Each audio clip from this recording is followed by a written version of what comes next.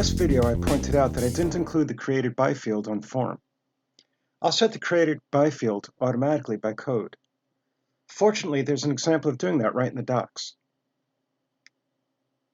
Update view and create view have a method called formValid, which gets called when the view has received post data and has determined that the data is valid. We can override that method to add extra data to be saved.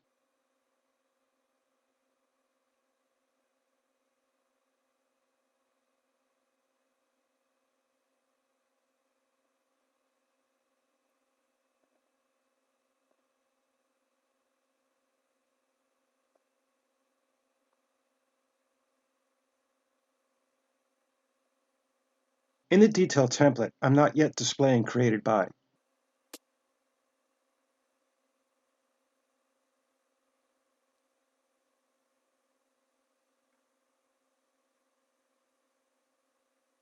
With the created by field in the template, we could see that existing projects have no value in the created by field. But if I create a new project, the created by field should automatically be filled.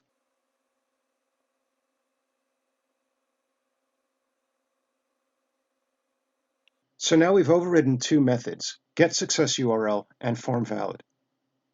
In the case of formValid, I added a value to formObject, and then called superFormValid, which means I call the formValid method defined in createView.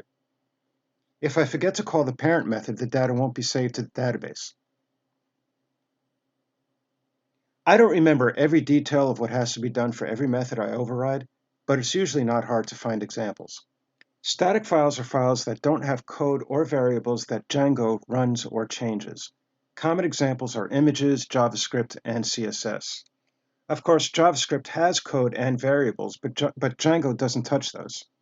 JavaScript is downloaded and runs in your browser. As long as Django doesn't do anything to the file, it's unchanged as far as Django is concerned. Django makes it easy to develop static files in your app or project, then move them to a separate location. The reason is so your static files can be served by a different server. Setting up separate servers for your dynamic files and static files is a deployment topic, and I hope to go over that in detail in the next video, but for now, just know that separating your static files is more efficient, which is why Django has a mechanism for doing so. We don't separate these files during development. We keep them in our apps, but we still write code that's ready for deployment. During deployment, I'm going to keep the default settings for static URL in my settings.py file. I'm going to add static files DIRs setting as suggested in the docs.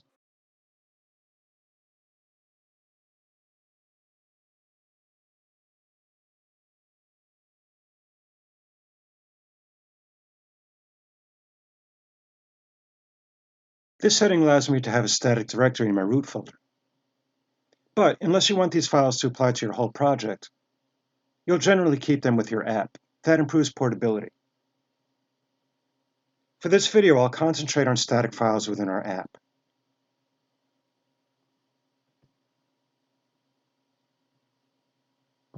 Similar to what I did with templates, I'm going to create a static folder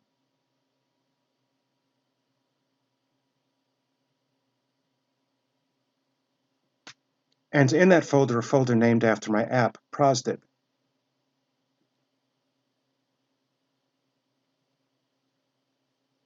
And in that folder, a CSS file, which I'll call prosdib.css.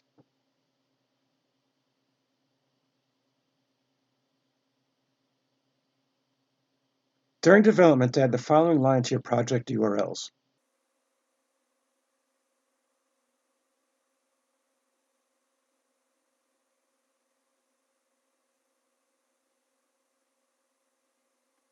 When deployed, your static files will be elsewhere, but in development, this setting will allow your static files to be served from within the project. Just for a demo, I'm going to change the background color to red.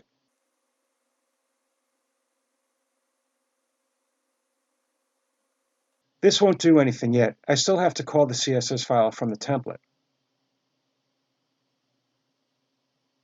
In order to use static files in your template, add the Load Static tab.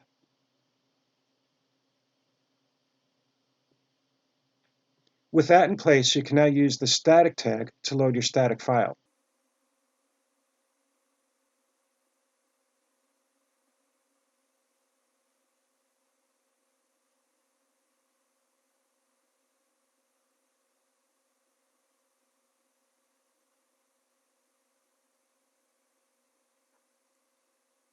Of course, I don't want a big red background, but obviously the style sheet link worked.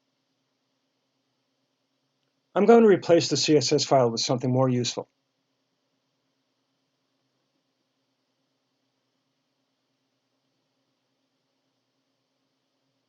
With this style sheet in place, I'm going to improve the templates.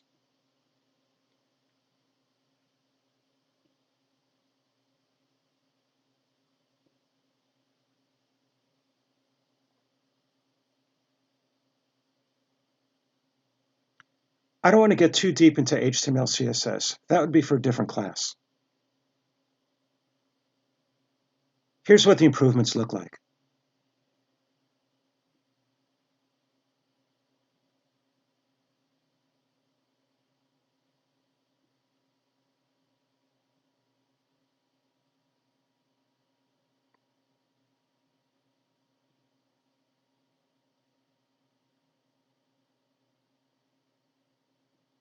You can download this code for this project at tinyurl Django tutorial part 5. That link is just for the code up to this point. And it's just the project app, not the project. I just wanted to save you the hassle of typing out the CSS and HTML. The next thing I want to go over is Formsets.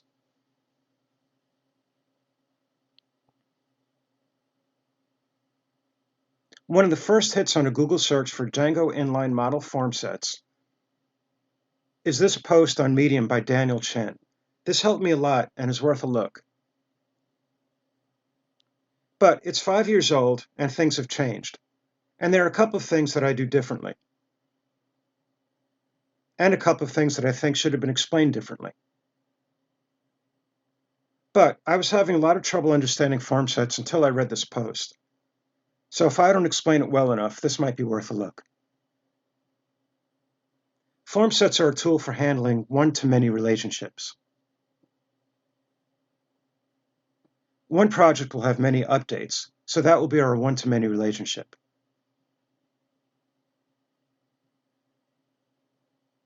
I defined the status update model earlier, but we haven't done anything with it yet. Before creating a status update form set, I'll create a status update form.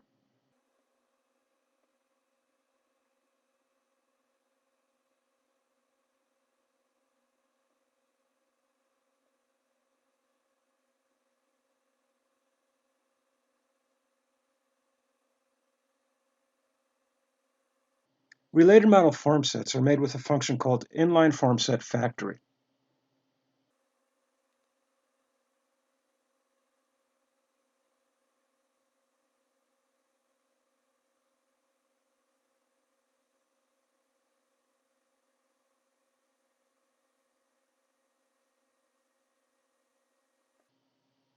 Inline form set factory produces a class, so project status form set is a class.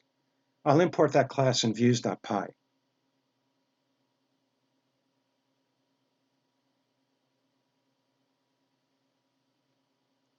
A project status update form set object gets defined in the project's create view and update view. Starting with create view, I'll first define it in a get context data method.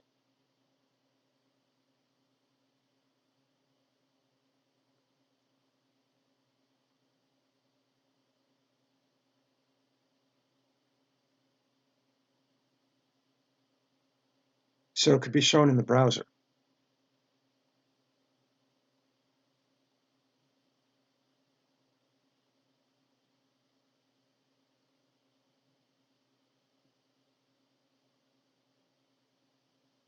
GetContextData is the method which passes variables from a view to a template.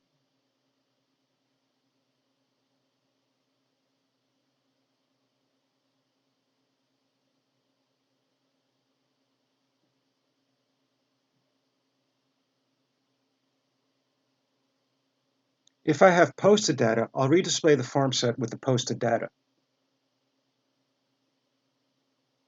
Normally, create view will redirect to another view, so there usually isn't posted data to redisplay.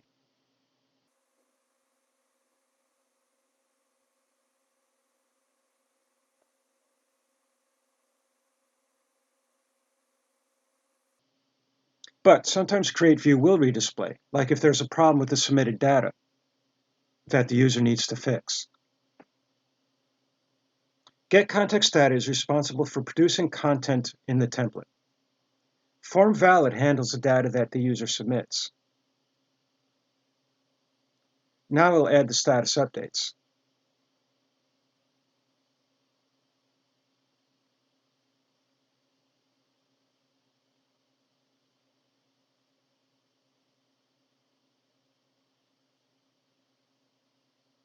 Here, I'm doing something differently than Daniel Chen.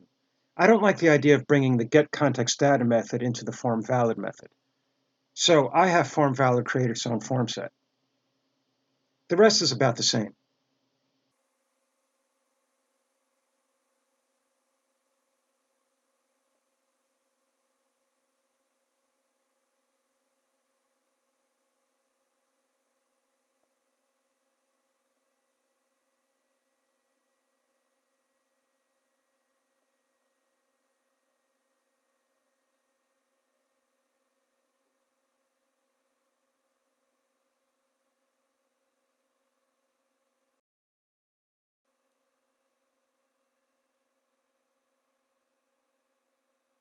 Oops, I forgot to return context data and get context data.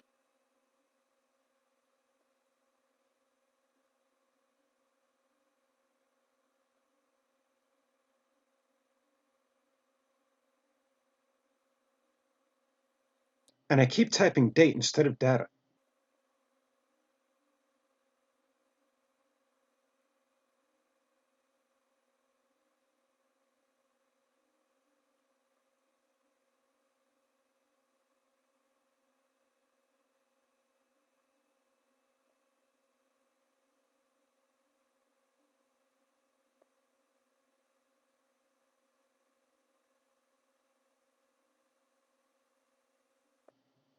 With update view, there's already an instant, which is the project.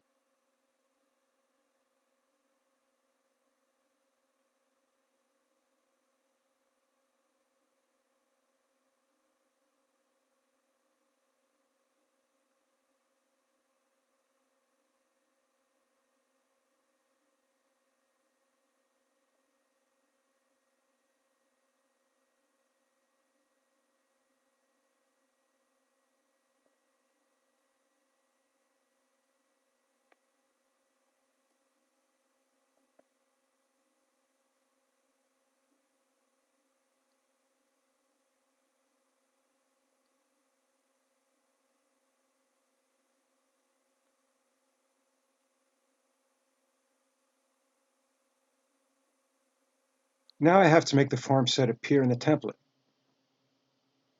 In the view, I defined a form set and called it status updates.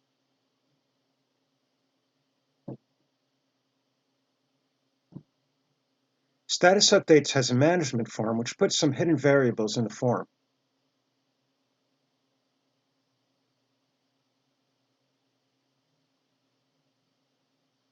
Those variables are used for error checking, and if they're not there, the form set will fail.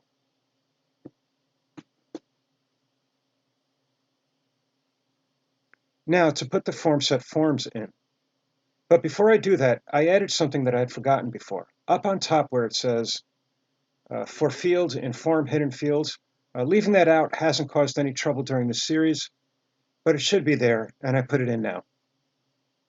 Back to the form set.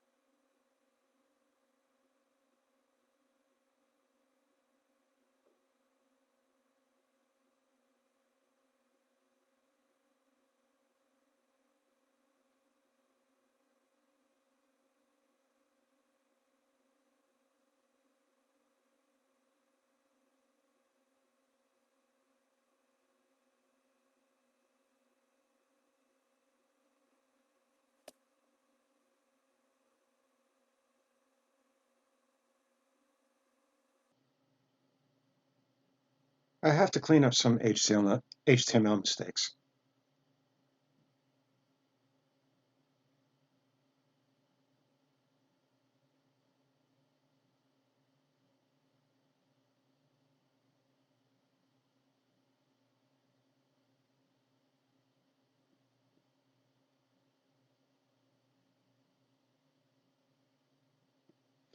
Okay, let's take a look.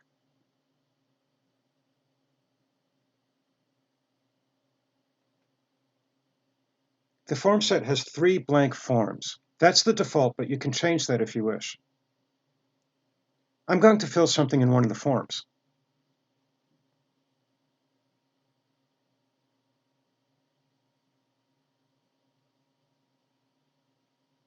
I haven't yet added the updates to the detail view, but when you go back to the form, you can see that the update was saved. Also, there are now 4 forms, one for the status update we created, and 3 blank ones. If you don't want so many extras, you can change that in the form factory.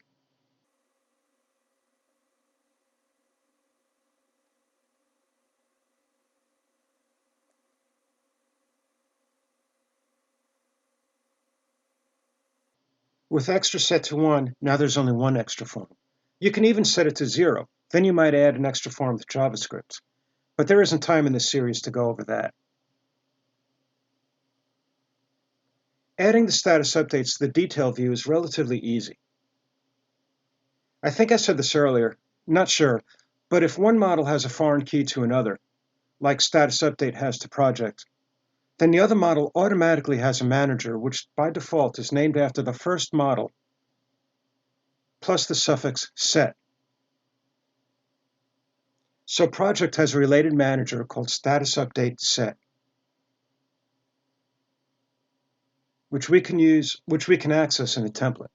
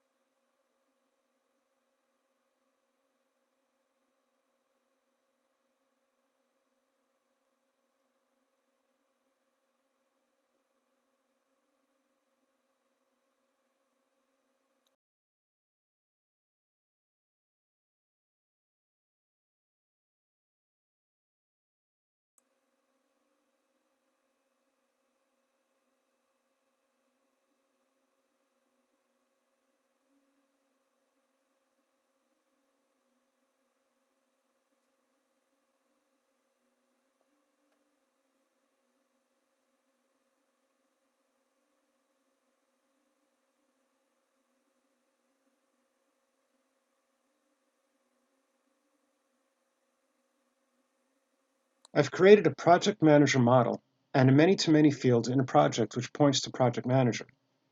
For now, I'll leave it so only staff can add project managers, so I'll register the model in admin.py.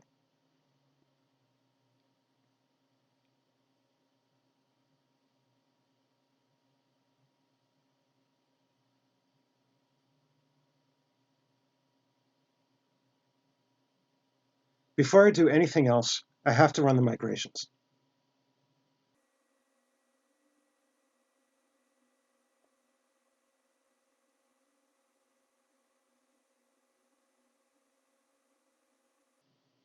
I noticed that I didn't add the field managers to the project the first time. That was because I didn't save models.py after I added the field, so I rerun the migrations. And now I'll rerun the migrate.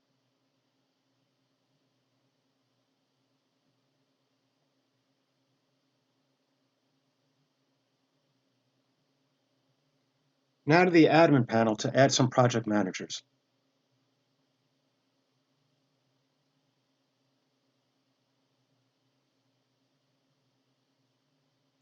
libtekken is the other app that I'm working on. Down in ProsDib, you could see we have project managers and projects.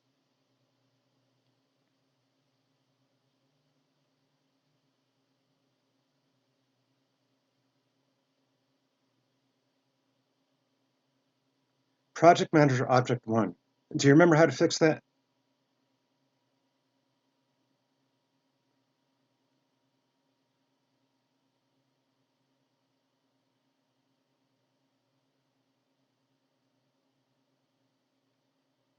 I don't think I have to run migrations for this.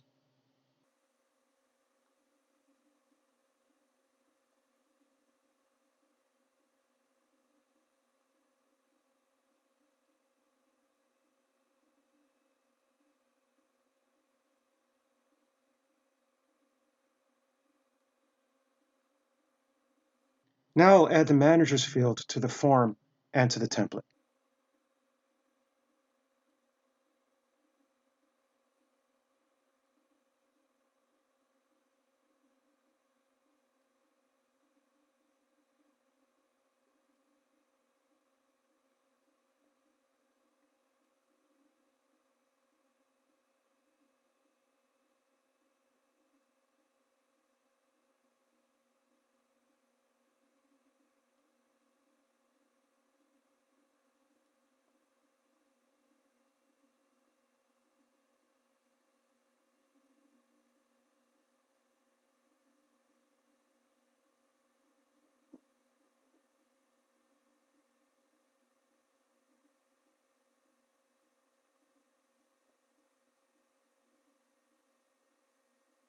And I have to add it to the Details template.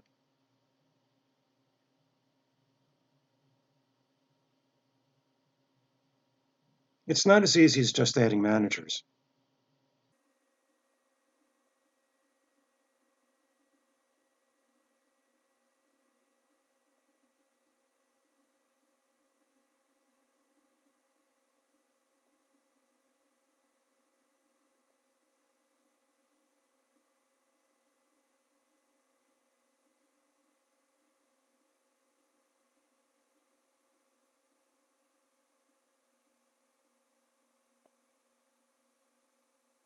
Note how I use the template variable for loop.